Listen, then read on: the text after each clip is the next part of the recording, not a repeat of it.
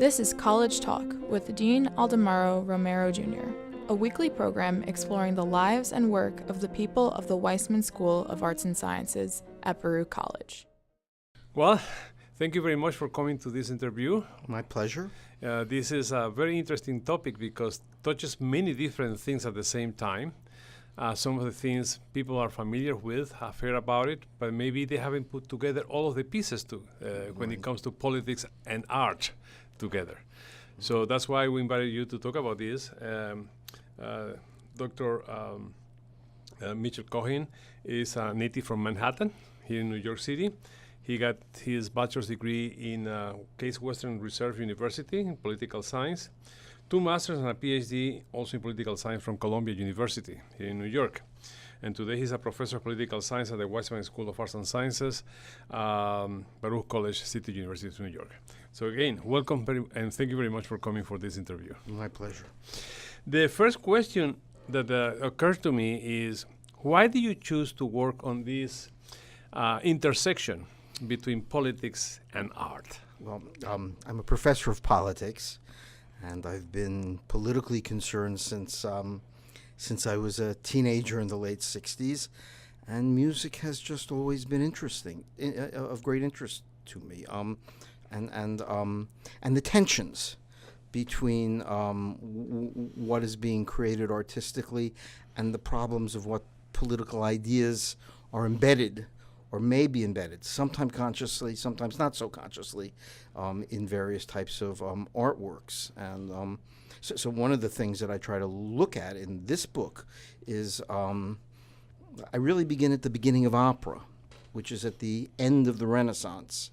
And it's really at the end of the era in which the modern state first takes formation.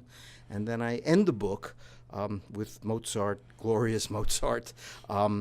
But he's right at the point where the modern state cracks, the French Revolution. And of course, he's in Vienna, and the emperor in Vienna's sister is Marie Antoinette. Exactly. So I don't try to claim that I'm saying everything about all these operas, because obviously I'm not.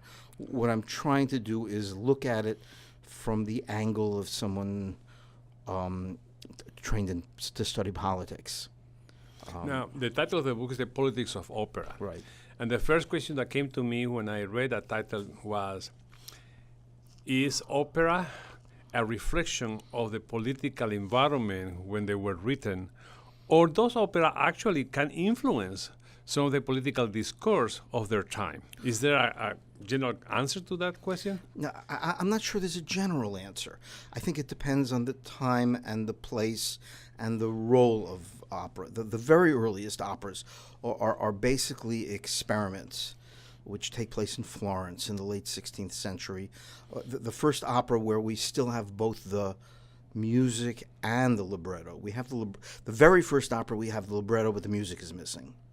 But the one we have for both, we have both the libretto and the music, is for an opera called Eurydice by 2 people who are not remembered, named Rinuccini and Peri.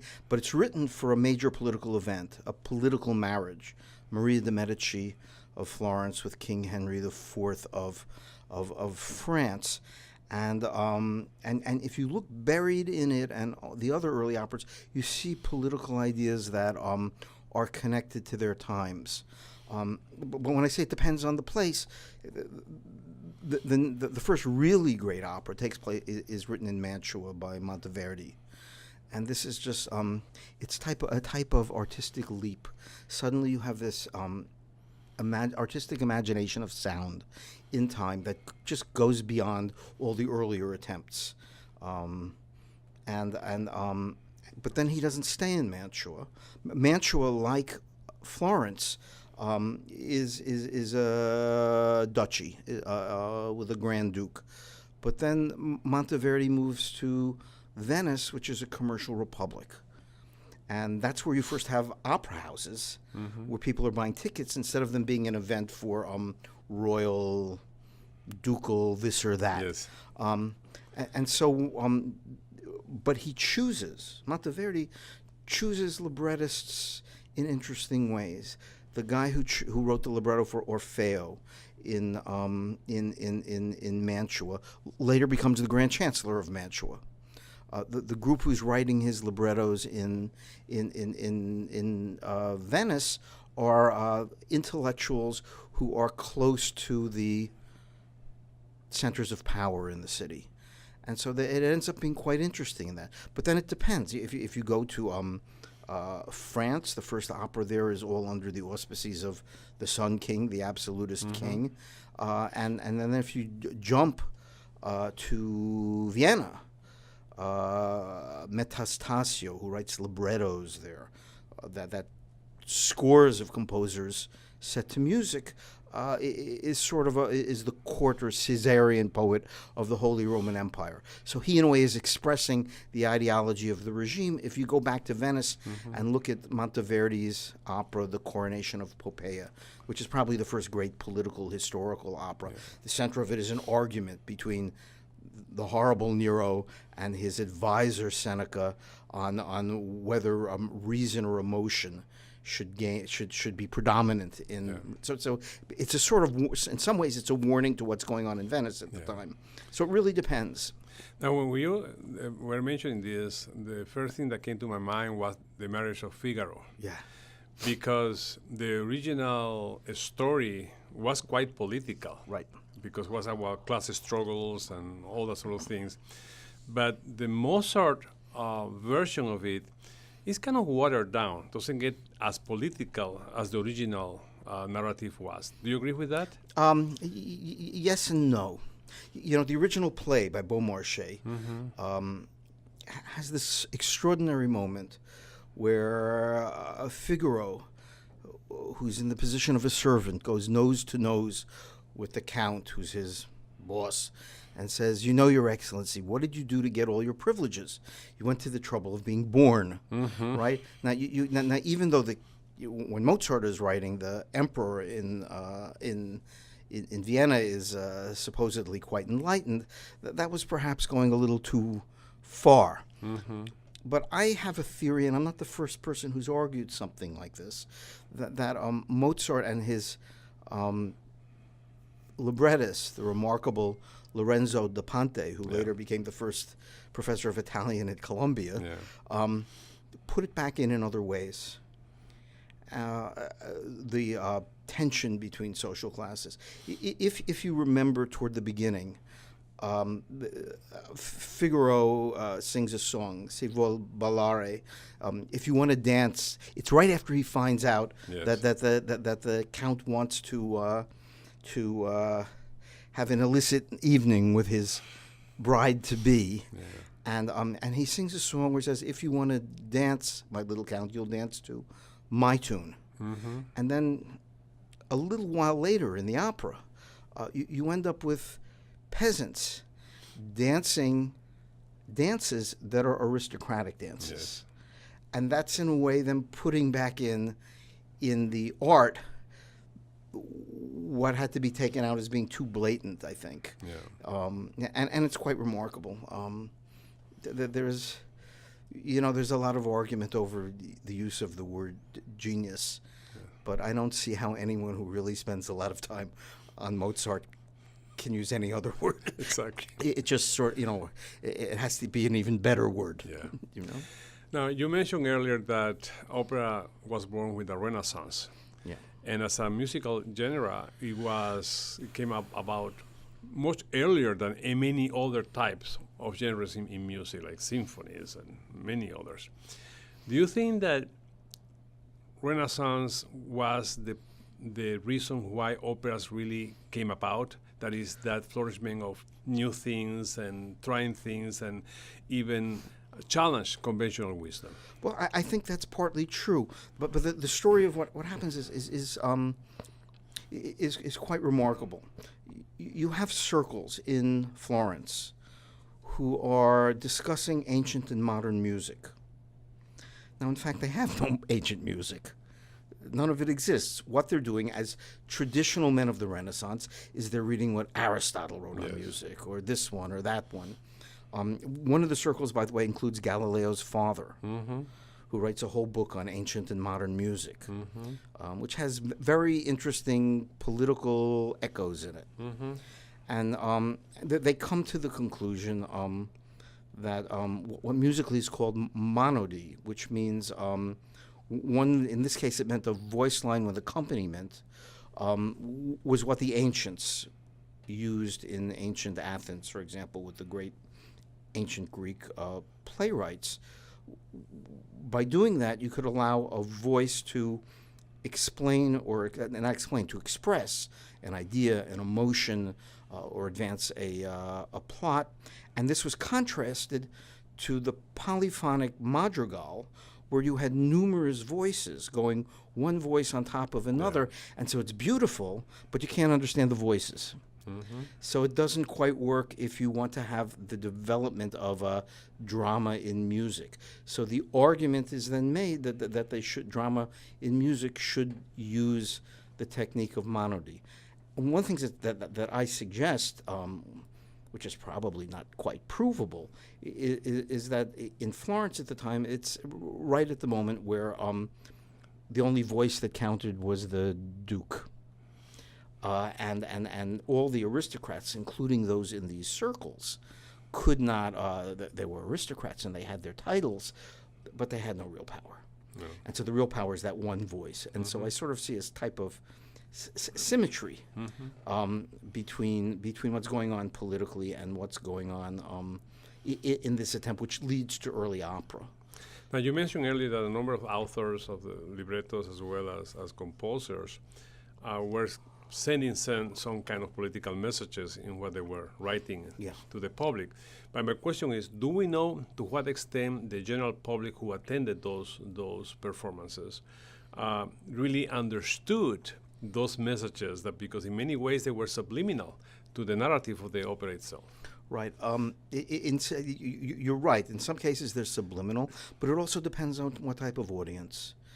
If we take the case of the Eurydice of the year 1600, performed for the marriage of Maria de' Medici, it's done in a small room in the Pitti Palace in Florence, and the audience is a mix. We don't know all of who was there. They suspect that Monteverdi himself may have been there as part of the Mantuan suite, but the opera does something rather amusing. If you think of the traditional story of Orpheus and Eurydice, Orpheus loses her at the end, and so it ends as a tragedy. But in this version, he doesn't. They go out into the sunlight, and they're happy. And since it was a political wedding between the French and the Florentines, or Tuscans, you couldn't have an opera where the bride ends up in hell at the end. But it also gives an image of happiness and well-being, due particularly to Prince Orpheus's success, which would have sent the message that all these people who are watching it, that this union between Florence and France was going to bring good things. You find in the earlier in the opera, in a debate that takes place between Pluto, the king of the underworld, and his boatman, a question as to whether the Pluto, the king, can break or bend his own laws. And if you look at that in relationship to the types of debates and arguments that are actually going on about law and rules and ancient Roman law and things like that, you find very interesting points that touch. Yeah. If we jump ahead to the coronation of Poppaea, which I mentioned, you have the center of it is this debate between the Nero, this out-of-control ruler who moves from one thing to another on the basis of his own emotions, and it gets represented in the type of voices that are used. And Seneca, trying to wise him up on the need of reason, uses slow, bass, measured tones in contrast to Nero's hysteria. So there's a type of musical dimension to what's being argued politically as to what's the proper role of a ruler. Another topic also that is controversial regarding operas is also the issue of religion, because it comes out in many different ways.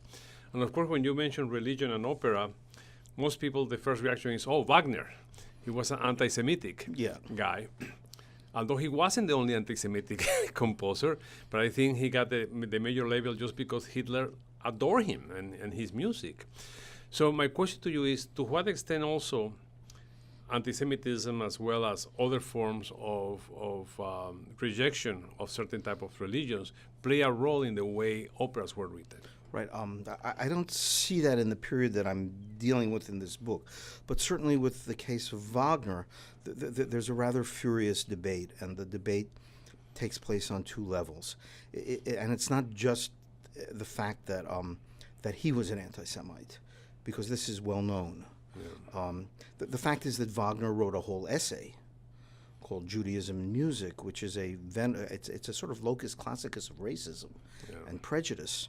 And so the question becomes, to what extent, and if you look at his letters and his wife's diaries, there are constant expressions of it. So the question becomes, to what extent is it, does it become embedded in any of his operas? And this is argued on several levels. One, is it in the written text, not the music, but the what Wagner preferred to call the poem, which most of us call librettos. And I think there's a fairly persuasive case to be made. People like Adorno made it. I'm not the first person to notice it, that indeed it is there. It's not there in a simplistic way, because Wagner is indeed a great artist, and he sends messages, and some of them we might not notice at first in 2017. But I'm quite persuaded they're there in works like Das Rheingold and Siegfried. And the more interesting debate becomes whether it appears in music itself. And there is an argument over in one particular place, one piece sung in the Master Singers of Nuremberg, where I think it is the case, where he's making a fool of someone by exaggerated melisma, exaggerated florid use of music, which he identified with synagogue music. And there was a storm in the Cambridge Opera Journal about 20 years ago, when a British musicologist named Barry Millington wrote a long article comparing how Wagner uses this fluidity to disrupt the relationship between sound and word in German, and then he goes back and compares it to this famously anti-Semitic essay that Wagner wrote some years earlier, and it's pretty much a perfect match. Beyond that, I'm not sure. Beyond that, I think a case can be made about figures in the operas and dimensions of it. But that's the only case where I've been really persuaded that one finds a musical representation. And other authors has been more upfront about their sympathies towards certain things. Like, for example, when you look at Mozart's The Magic Flute, it's a Masonic thing. It's full of Masonic symbolism everywhere. And the thing is, Masonry was condemned by the Catholic Church. So you start to think about what could be the relation between that and religion at that time. Right. Religion and musical art creates a constant issue. If you go back to St. Augustine in his City of God, he says that music is a problem for him because he thinks that when he hears music, or when he hears prayer to music or to chant, it distracts him from the true meaning of the prayer. And you have debates like this, or actually considerable debates, particularly in the modern period. The Magic Flute is a complicated matter. Mozart, in fact, belonged to a Masonic lodge. But the lodge he belonged to had a certain Catholic orientation. And there's a tension in Vienna at the time between a more Orthodox Catholic. I don't mean Russian Orthodox, but I mean conservative Catholicism, and what the Emperor Joseph II had done in terms of promoting enlightenment. But Joseph II, and here's where the interesting politics comes in. Joseph II dies not long before the Magic Flute appears, and the Magic Flute has one of the problems scholars always point to is the fact that in the first act there's a figure called the Queen of the Night, who seems very sympathetic, who seems to have been wronged, and then suddenly in the rest of it, she's the bad person, and someone else named Sarastro, who represents sun and light, is the good guy, and you find that everything gets reversed, and there are some people who, and I think there's a lot of sense to it, who argue that Mozart and Schikaneder, his librettist, were in a way worried that Austria was going to go back into the dark, and they wanted to reassert the need for enlightenment. But it's a work of art. It's not, but there are other dimensions to it. A character like Papageno, the Birdman, right? This is partly a satire of Rousseau. And in fact, it's not. It's Rousseau wrote operas.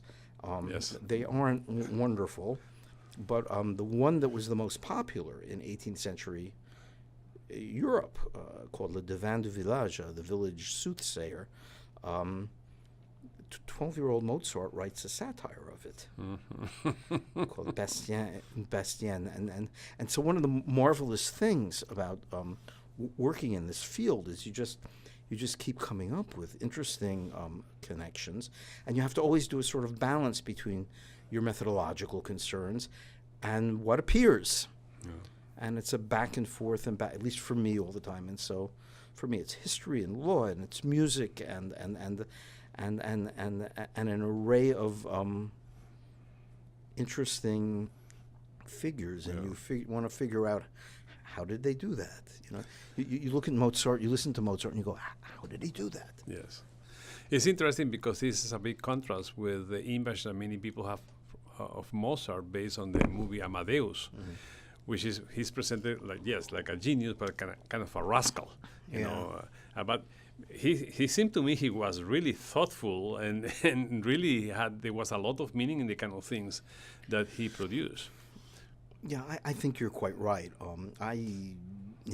The movie Amadeus is fun, but it's a movie. But it's right. It has a problem with let's say with alternative facts. Yes.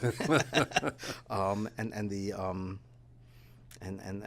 if you look at Mozart's major works, by the way, on political terms, almost every one of them is touching on some major political issue, even though he doesn't write it directly. You won't find it in his letters, for example.